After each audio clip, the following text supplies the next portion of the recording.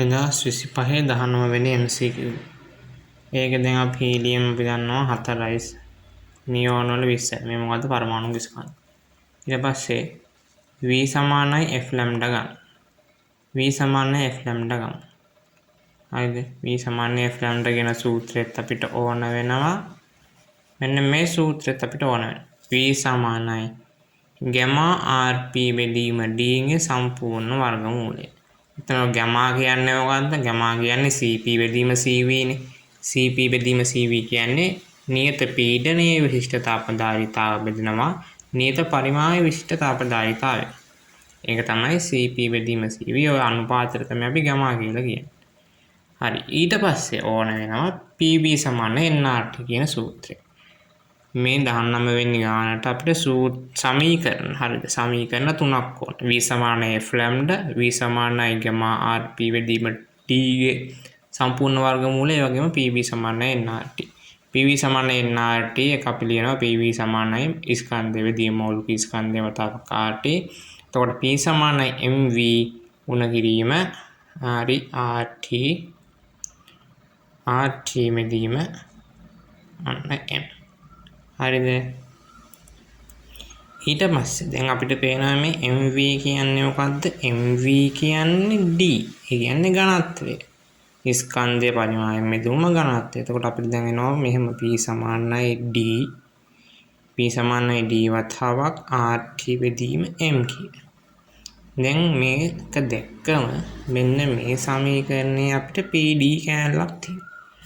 අන්නේ PD කැලල අපිට මේකෙන් හදන්න පුළුවන්. එතකොට P බෙදීම D. P බෙදීම D සමානයි RT බෙදීම M. ඔන්න ඕක දැන් මේකට අරන් යන්න තියෙනවා. අන්න අරන් ගියා. එතකොට V සමානයි gamma P බෙදීම D කියන්නේ RT බෙදීම M මৌলিক ස්කන්ධ. ඔන්න ඕකේ. සම්පූර්ණ වර්ගමූලය. මේක මෙහෙම. දැන් අපෙන් අහන ප්‍රශ්නය තමයි V F නියෝන් අපෙන් අහන්නේ F නියෝන් එක. දැන් හරි. මේක අපි V නියෝන් ටයි V හීලියම් ටයි දාලා අපි ගන්න. එතකොට ඒකෙන් අපිට පේන මේ සම්බන්ධය දැක්කම Mට තියෙන්නේ ප්‍රතිලෝම සම්බන්ධතාවයක් වර්ගමූලයක් එක්ක Vට. එතකොට මේක එන්නේ කොහොමද? ඔහොම එනවා වර්ගමූලය ප්‍රතිලෝමයි. වර්ගමූලය නායි යටත් වෙන වර්ග. ප්‍රතිලෝම හින්දා V නියෝන් එකට එන්න ඕන මේ පැත්තේ M හීලියම්. හරිනේ. උඩයට මාරු වෙන ප්‍රතිලෝමයි V හීලියම් එකට එන්නේ M නියෝන්. සුළු කරගෙන යනකොට තේරෙනවා. දැන් අපි ගත්ත අනිත් සමීකරණේ V සමානයි F ලැම්ඩා. ඒ කියන්නේ V සමානුපාතිකයි. ඒ කියන්නේ V අනුලෝමයි. අන්න ඔහොමයි. එතකොට දැන් මෙතන V වෙනකොට අපි F දාමු. F නියෝන් F හීලියම් දැන් මෙතන MHE කියන්නේ හීලියම් වල මৌলিক ස්කන්ධය 4යි නියෝන් වල මৌলিক ස්කන්ධය 20යි.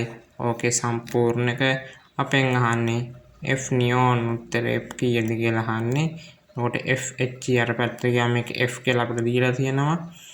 එතකොට මේක සුළු කරාම 1.5යි මූලය කියන්නේ F නියෝන් සමානයි F බෙදීම මූල 5.